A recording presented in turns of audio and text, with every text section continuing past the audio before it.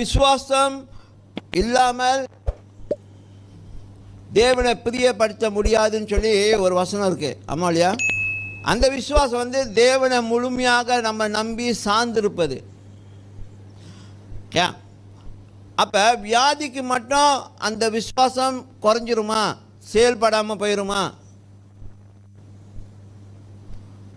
நீங்க தேவனை முழுமையாக நம்பி அவரோடு கூட நீங்க பயணம் செய்றீங்களா? இந்த பயணத்தில் உங்க வியாதிக்கு உள்ள உத்தரவாதம் இருக்கா இல்லையா?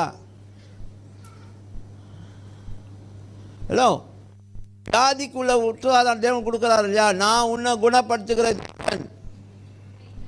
நான் வார்த்தை அனுப்பி உன்னை குணப்படுத்துவேன், நான் என் ஊழியக்காரர்களை அனுப்பி நான் உன்னை குணப்படுத்துவேன். ஊழியக்காரங்கன்னா இங்கே மேடையில் நின்று பேசுகிறவங்க மட்டும் இல்லை, நீங்களும் ஊழியக்காரங்க தான்.